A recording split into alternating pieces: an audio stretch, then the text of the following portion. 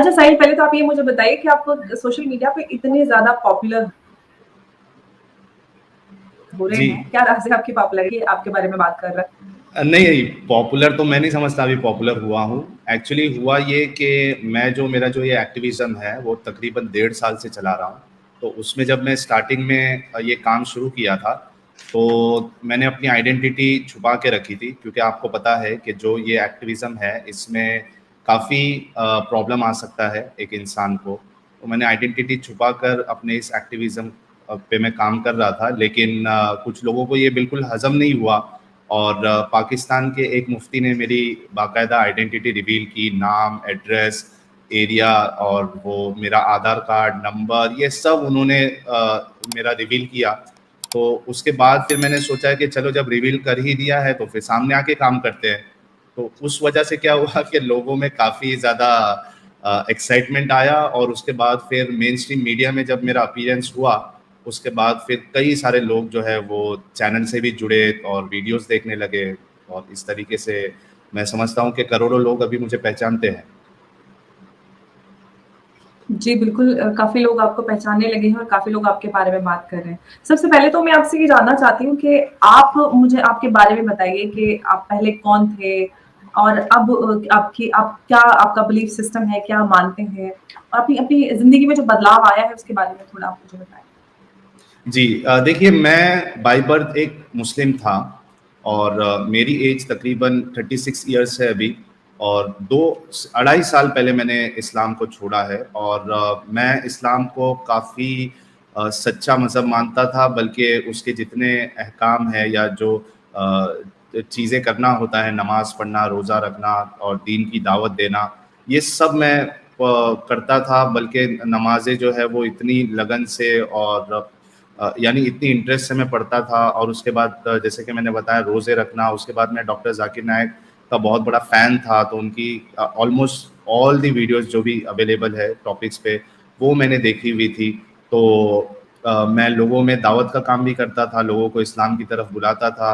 चाहे जब मैं ऑफिस में काम करता था तो वहाँ पे कलीग्स होते थे, उनसे बात करना, ऑनलाइन फोरम पे बात करना, डिस्कशन करना, डिबेट करना और उसके बाद जो इस्लाम के अंदर जो कई सारे फ़िरके हैं, तो मैं अहले हदीस फ़िरके से बिलोंग करता था। पहले मैं घर वाले चूँकि तबलीगी थे, तो बाद में मैं अहले हदीस बना था और अहले हदीस बनने के बाद जो है वो फिर कई सारे डिबेट्स मैंने किए हैं, अलग-अलग फ़िरके वालों से मुनाज़रा किया है, बातें की है, डिस्कशन की है और उसके बाद फिर कई सारी चीज़ें जो है इतना फ़ॉलो करने के बाद कई सारी चीज़ें मुझे फिर इस्लाम में सही नहीं लगने लगी।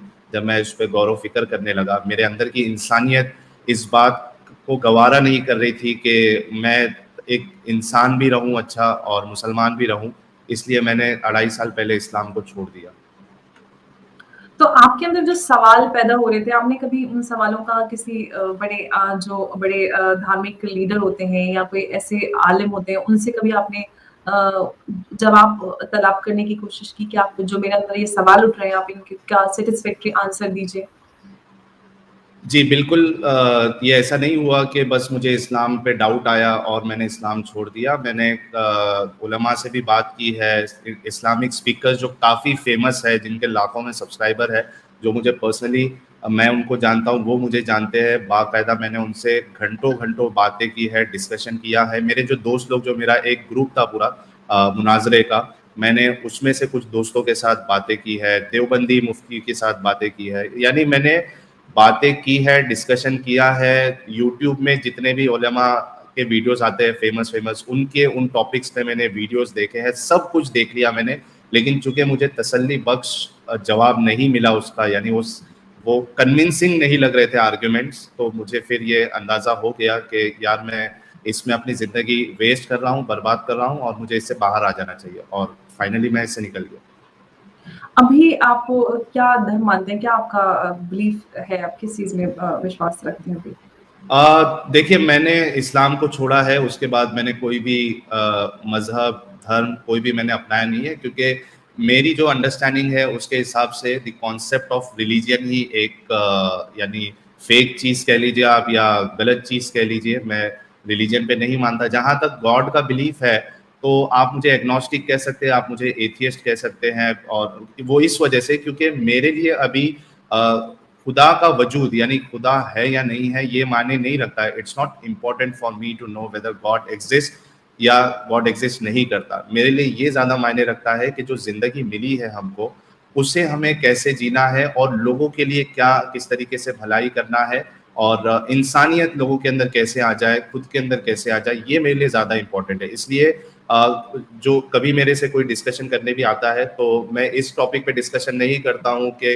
खुदा एग्जिस्ट करता है या नहीं करता है, बल्कि अगर कोई मुझे खुदा एग्जिस्ट करता है अगर ये साबित भी कर दे तो मैं उसको साबित करता हूँ कि आप जिस भी खुदा को एग्जिस्ट करो यानी साबित करोगे कि एग्जिस्ट करता है, मैं उसको साबित करूंगा कि ये अच्छा खुदा नहीं है। तो मेरा बिलीफ सिस्टम कुछ इस तरीके से है। तो मतलब फिलहाल आप किसी भी धर्म या किसी भी तरह के खुदा में या किसी में विश्वास नहीं रखते हैं, तो जी ये कह बिल्कुल, सकते मैं हैं कोई आप। धर्म को नहीं मानता हूँ। अच्छा साहिल, अगर हम आपके अच्छा परिवार के इसकी बारे एक में मैं, हाँ जी जी सॉरी, आप आई एम बोलिए। रियली सॉरी, मैं नहीं इसमें आप एक चीज पहले बता देता हूँ जी, जी। क्योंकि ये पॉइंट समझना बड़ा जरूरी है और इसी वजह से पूरे पंगे होते हैं। देखिए जो खुदा का कॉन्सेप्ट होता है या जो रिलीजन होता है अंबर जी, ये एब्सोल्यूट नहीं है।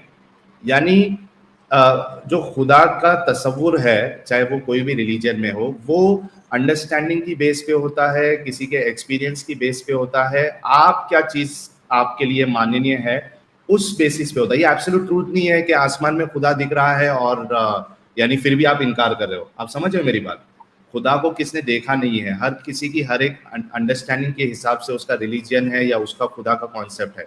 इस वजह से किस इतना मतलब शिद्दत पसंदी अपने अंदर लेके आना कि नहीं मेरा वाला खुदा ही सही है, मेरा वाला कॉन्सेप्ट ही सही है, और उसके बाद फिर उसको दूसरे पे फोर्स करना अपने बिलीफ सिस्टम को, तो मैं समझता हूँ ये एक बेवकूफ़ी है लोगों की। और इसी वजह से जो दुनिया का जो माहौल है वो खराब होने की वजह भी यही है कि लोग समझते हैं कि मेरे रिलीजन का जो खुदा का कॉन्सेप्ट है वो सही है, और ख़ास करके ये जो दूसरों पे अपना बिलीफ थोपना, ये मुझे इस्लाम में नज़र आता है, पूरा जो रिलीजन है, और यहीं से पंगे शुरू होते हैं। आप क्या करते हो, अपना खुदा को जो है सच्चा, अपने रिलीजन को जो है वो अच्छा और द एब्सोल्यूट ट्रूथ आप लोगों को पेश करने की कोशिश करते हो, उनको बताते हो और कहते हो कि आप वाला खुदा जो है उसमें प्रॉब्लम है, वो ये खाता है पीता है, वो सेक्स करता है और वो उसके अंदर ये प्रॉब्लम है। तो इस तरीके से क्या होता है कि फिर एक दूसरे के अंदर जो है दुश्मनी पैदा होती है, और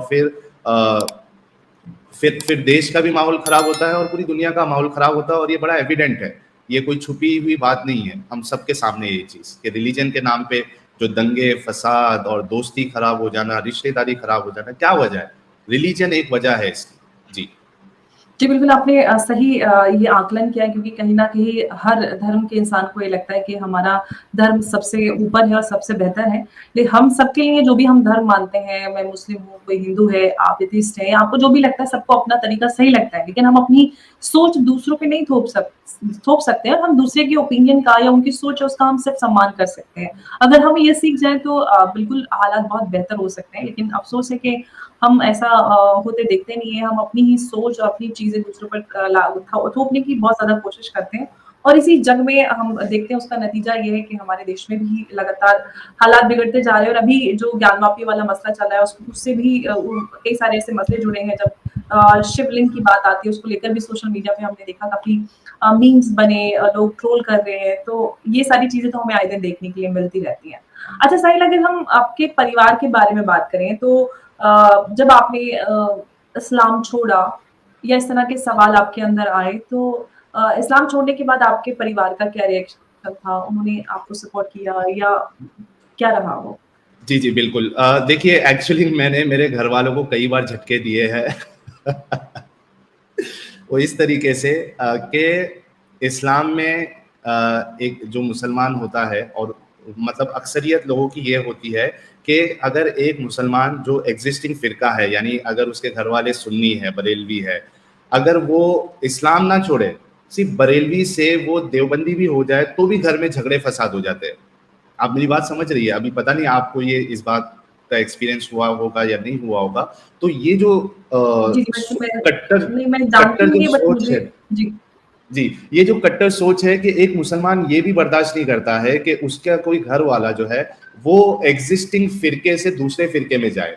ठीक है, तो अब मेरा मामला ये हुआ था कि मेरे घर वाले, मैं ननिहाल में पला बड़ा हूँ अपने मामू के साथ, अपनी खालाओं के साथ, अपनी नानी के साथ, नाना के साथ, चूँकि मेरे जो वालिद हैं उनका मैं पैदा होने से पहले इंतकाल हो गया था, तो मेरा जो पालन-पोषण है वो मेरे ननिहाल में हुआ है, तो इतना मेरा उनके साथ अटैचमेंट है कि जिसकी इंतहा नहीं। तो मैं सब कुछ उनको ही मानता हूँ।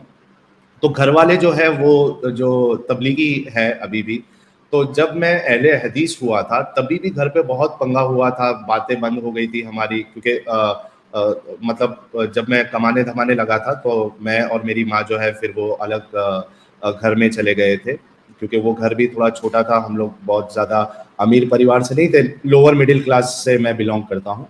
तो जब ये पता चला था उनको कि मैंने तबलीगी जमात छोड़ के मैंने अहले हदीस मसलक को कबूल किया है, तो तभी भी घर में बहुत प्रॉब्लम हुआ था, बातचीत बंद हो गई थी। उसके बाद फिर वक्त के साथ जो है घाव भर जाता है, आपको पता है ये चीज़। तो आहिस्ते आहिस्ते फिर मेरे घर वालों ने ये एक्सेप्ट कर लिया था कि ठीक है, चलो अगर इसको अहले हदीस जमात में रहना है तो माने, फिर से हमारी वैसी ही रिश्तेदारी हो गई, वो जो बैर था हमारे अंदर वो सब मिट गया।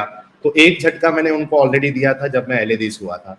अब उसके बाद ये बड़ा झटका ये लगा कि जब उनको पता चला कि मैंने इस्लाम छोड़ दिया, बहुत बहुत बहुत प्रॉब्लम हुआ, मीटिंग्स हुई, आलिमों को बुलाया गया, और फिर से वही हाल हुआ कि जो रिश्ते हैं वो खराब होने लगे, मेरा घर पे आना जाना बंद हो गया, ठीक से बात नहीं होने लगी, और फिर ये मामला जो है तकरीबन 1.5-2 साल तक चला।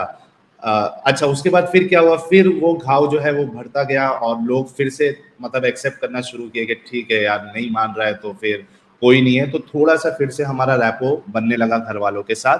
और उसी दौरान मैं 1 साल पहले, यानी अभी से 1.5 साल पहले, मैं छुपके से चैनल चलाने लगा और लोगों को बताने लगा कि इस्लाम में क्या प्रॉब्लम है। अब घर वालों को तो पता नहीं था कि यार मैं वहाँ पे, मेरा जो थेरेपी सेंटर था, मैं एक थेरेपिस्ट हूँ और मेरा परफ्यूम का भी बिजनेस था, तो एक छोटी सी दुकान थी मेरी धारावी में।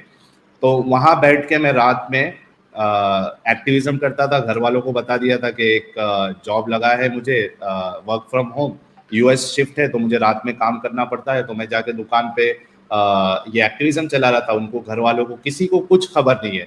लेकिन जब मेरी आइडेंटिटी रिवील हुई और उन्होंने बाकायदा मेरे घर तक ये बात पहुंचाई कि आपका जो लड़का है वो इस तरीके से काम कर रहा है, अब उनको 2 बार झटका दिया था, अब तीसरा बड़ा झटका मिल गया है, लेकिन ये वाले झटके से वो ऊपर नहीं आ पा रहे हैं।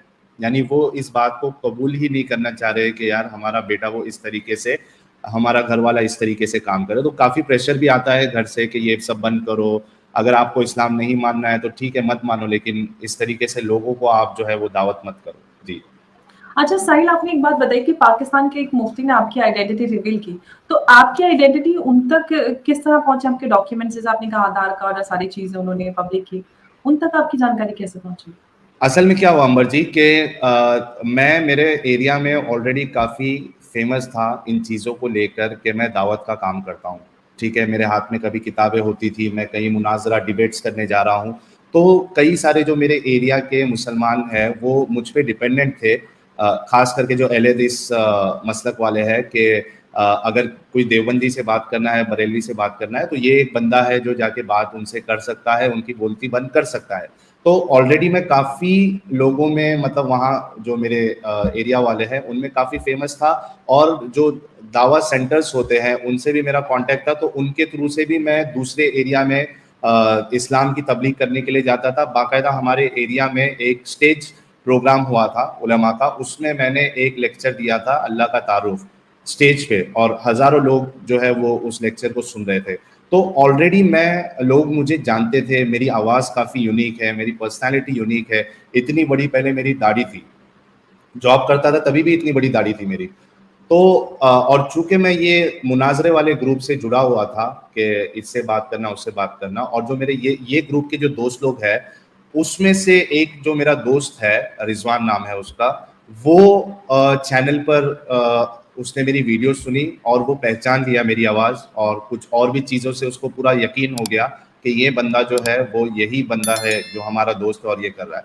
उसने और उसका जो एक साथी था जुबैर कुरैशी, ये दोनों मिलके इन्होंने इतना हर जगह पे इन्होंने कांटेक्ट किया, बताया कि देखो ये बंदा है जो इस तरीके से काम कर रहा है। सब जगह इन्होंने, मेरे फेसबुक पे जो मेरे कॉन्टैक्ट्स थे, रिश्तेदार थे, उनको कांटेक्ट किया, उनको बताया। फिर जो बाकी चैनल्स है जो प्रो इस्लाम है, वो इस्लाम का दिफा करते हैं, वहां पे जाके बैक स्टेज में जाके इन्होंने बताया कि ये बंदा है, ये कपिंग थेरेपी करता है, इसका परफ्यूम का बिजनेस है, इसका ये है, इसका वो है, सब डिटेल्स मेरे ही दोस्तों ने लीक की बाकी लोगों को, और जिसकी वजह से मेरी आइडेंटिटी लीक हुई। अच्छा साहिल, जैसे आपने जब ये चैनल शुरू किया और आपने अपनी बातें लोगों तक पहुंचाना शुरू की, तो जो आपने ये नाम रखा था, ये आपका नया कोई नाम आपने सिलेक्ट किया था या आपका ये रियल नेम भी यही है या कुछ और आपका है नाम? नहीं, ये मेरा रियल नेम नहीं है। मेरा रियल नाम जो है वो निसार शेख है, लेकिन चूंकि मुझे अपनी आइडेंटिटी रिवील नहीं करनी थी, और जब आप चैनल चलाते हो और स्पेशली आपका चैनल जो है वो डिस्कशन वाला है, यानी मेरा जो चैनल है उसमें 6-6, 7-7, 8-8 घंटे डिस्कशंस होते थे इस्लामिक टॉपिक पर। मैं एक क्वेश्चन, एक हदीस, एक कुरान की आयत लाता था एज अ टॉपिक, और उसके बाद मैं प्लेटफॉर्म देता था हमारे मुस्लिम भाइयों को कि ये मेरा एतराज़ है इस हदीस के ऊपर, इस कुरान की आयत के ऊपर, आप लोग आइए और जवाब दीजिए कि क्या मेरा एतराज़ गलत है। तो वहां पे फिर आपको जब आप इस तरीके की एक्टिविज्म करते हो, डिस्कशन करते हो, तो एक नाम होना जरूरी है जिससे लोग आपको एड्रेस करें, और इसी वजह से मैंने फिर ये नाम अपना चूज किया था कि ठीक है चलो साहिल नाम रखते हैं, और आज लोग मुझे साहिल नाम से ही जानते हैं, पहचानते हैं। जी, बिल्कुल इसी नाम से आपको सब लोग सोशल मीडिया या फिर मेन स्ट्रीम मीडिया में भी अब आप जाने लगे हैं लोग आपको, और आपको डिस्कशंस के लिए भी बुलाया जाता है। अच्छा, आपको जब इस्लाम आपने छोड़ा, तो उसके बाद आपको आई एम श्योर धमकियाँ तो ज़रूर मिली होंगी। किस तरह की प्रॉब्लम्स का आपको सामना करना पड़ रहा है अभी? अब जबकि आपकी पहचान भी उजागर हो चुकी है। धमकी की बात कर रहे हो आप? जी। हाँ बिल्कुल, लाइव जब मेरे कॉल्स होते थे तो उसमें कई सारे लोग आके जो है गाली गलौज करते थे, जान से मारने की धमकियां दी है। मेरे जो दोस्त अहबाब है जिनके पास मेरा नंबर था, और इन्होंने फिर मेरा नंबर भी लीक कर दिया था, मोबाइल नंबर, उस पर बाकायदा मुझे गंदी गंदी गालियां देते थे। मेरे दोस्त भी थे उसमें, दोस्त इन द सेंस जो मुझे पहचानते थे, गालियां, नंगी नंगी गालियां मुझे, मेरे घर वालों को, और उसके बाद धमकियां देना।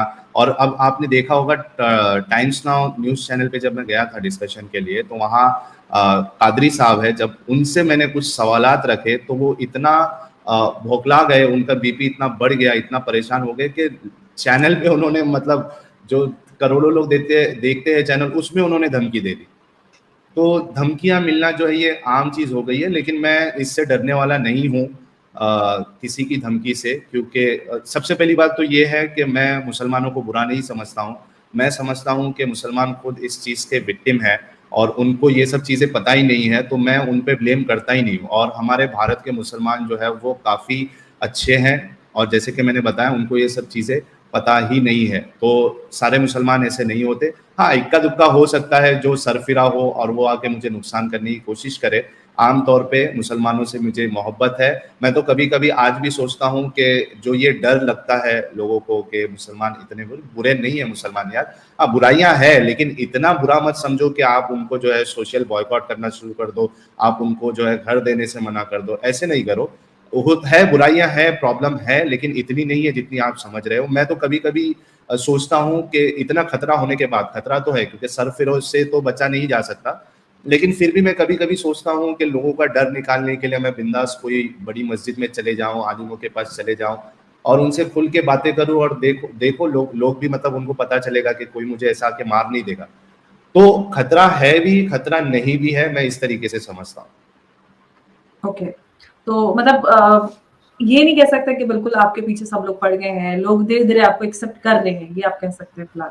जी, जी, मतलब उनके अंदर नाराज़गी है और वो जज़्बात मैं समझ सकता हूँ, क्योंकि बचपन से जो ब्रेन वॉशिंग और जो कंडीशनिंग मुसलमानों की होती है, हम भी किसी ज़माने में ऐसे ही थे, जज़्बाती थे, कभी रसूलुल्लाह के बारे में कुछ सुनना हम गवारा नहीं करते थे। तो मैं उनके जज़्बात को समझ सकता हूँ मुसलमानों के, लेकिन कहीं न कहीं, और यही एक वजह है ये एक्टिविज़्म चलाने की, कि हम मुसलमानों को अपने जज़्बात को कंट्रोल में लाना पड़ेगा। ये हम, यानी मैसेज लोगों को देना पड़ेगा कि हम टॉलरेंट है, हमारा जो सोचने का जो दायरा है उसको बढ़ाना पड़ेगा मुसलमानों को। और यही मेरी कोशिश है, यही मेरी मेहनत है कि जो मुसलमान आज इतना उसके अंदर इन चीज़ों को लेके कट्टरता है कि वो सुन ही नहीं सकता, उसको सुनना पड़ेगा। उसके अंदर ये सहनशीलता कहते हैं ना, उसको वो लेके आना पड़ेगा, टॉलरेंस लेवल उनको बढ़ाना पड़ेगा, और यही मेरी मेहनत है।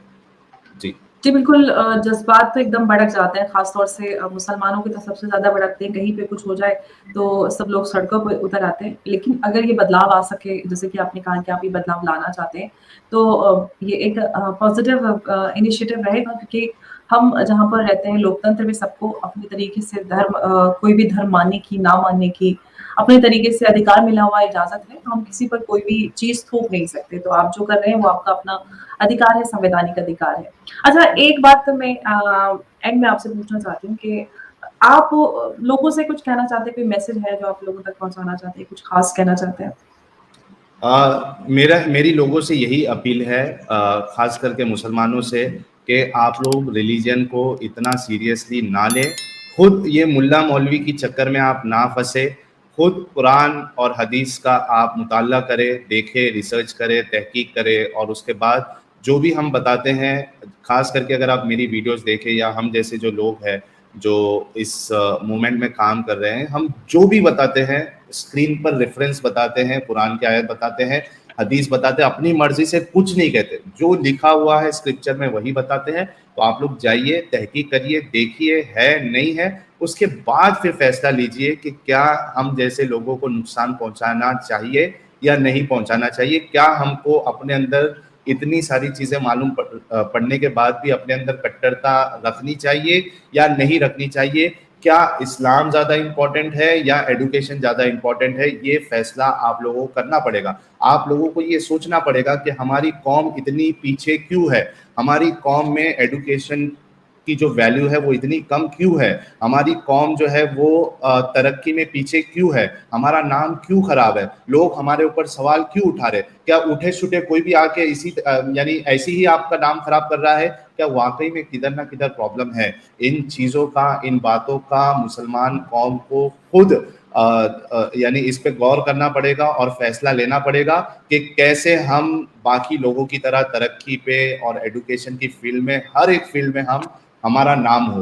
तो ये चीज़ें जो है गौर करना पड़ेगा। और जो बाकी लोग हैं, जो बाकी रिलीजन वाले हैं, मैं समझ सकता हूँ आप लोगों की भी परेशानी कि ये जो हरकतें होती है इसके वजह से आप लोग भी परेशान हैं, लेकिन इसका मतलब ये नहीं है कि हम जो है वो लोगों का नुकसान करने के लिए देखें या मुसलमानों से हेट करें। नहीं, बिल्कुल हमारा बिल्कुल ये मकसद नहीं है कि लोग जो है वो मुसलमानों से हेट करें, बल्कि आप लोग भी उनको समझाइए। और कट्टरता जो है वो किसी भी रिलीजन में हो, कोई भी रिलीजियस बंदा हो, अगर उसके अंदर कट्टरता है तो कट्टरता हमेशा लोगों का नुकसान ही करती है। आप लोगों को ये देखना पड़ेगा कि अगर दंगे होते हैं तो ना हिंदू मरता है, ना मुसलमान मरता है इंसान। किसी का घर जलता है तो वो इंसान का घर जलता है। पूरी जिंदगी लग जाती है एक घर बनाने में। एक चीज अभी मुझे अमर जी, मैं जब नई जगह पे शिफ्ट हुआ, मुझे एरिया छोड़ के जाना पड़ा, अभी भी मेरा पूरा घर जो है ये खाली पड़ा है। कई बार मेरी वीडियोस में एको साउंड आता है क्योंकि कुछ भी नहीं है मेरे घर में। वो आहिस्ते आहिस्ते मैं चीजें ले रहा हूँ। तो एक फ्रिज लेने के लिए, एक वॉशिंग मशीन लेने के लिए मैं 1000 बार सोच रहा था कि लूं या नहीं लूं। तो जब एक घर होता है उसको बनाने में एक इंसान की पूरी जिंदगी चले जाती है, और जब इस तरीके से दंगे होते हैं तो पूरा जो एक इंसान जो पूरी जिंदगी भर की मेहनत है वो पूरी तबाह हो जाती है। तो ये बात आपको गौर करना पड़ेगा कि दंगों से कोई फायदा नहीं होता है, इंसान मरते हैं, इंसानों का नुकसान होता है, इंसानों के घर जो है वो उजड़ जाते हैं। तो सभी से मेरी ये यानी एक रिक्वेस्ट है, हम्बल रिक्वेस्ट है कि रिलीजन को सीरियसली लेना बंद करें।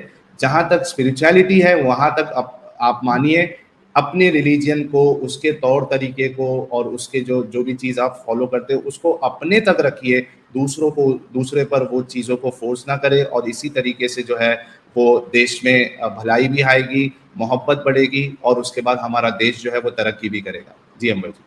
जी, बिल्कुल, आपने बहुत अच्छी बात कही है कि धर्म वैसे भी हमारा बहुत पर्सनल अफ़ेयर होता है। मैं क्या मानती हूँ, आप क्या मानते हैं, कोई और क्या मानता है, ये हमारी पर्सनल चॉइस होती है और एक पर्सनल प्रैक्टिस होती है जो हमें सपोज़िटली अपने घरों में अपने कन्वीनियंस के हिसाब से करनी होती है। लेकिन हमारे देश में धर्म सड़कों पर उतर आया है, हम हर वक़्त अपने धर्म को हर जगह लिए घूमते हैं और काफ़ी भावनाएँ भी हमारी फटाफट आहत हो जाती है। नतीजा ये होता है कि हम जो उसका धर्म का मकसद होता है, जो मैसेज देता है कि इंसानियत और मानवता सबसे ऊपर होती है, उसको भूलकर आप धर्म को लेकर इतने ज़्यादा अंधे हो जाते हैं कि आप इंसानियत भूल जाते हैं।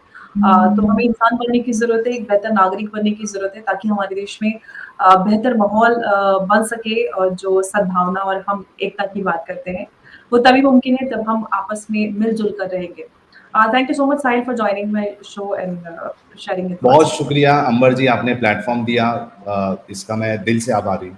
बहुत शुक्रिया। Thank you so much. जय हिंद, जय भारत।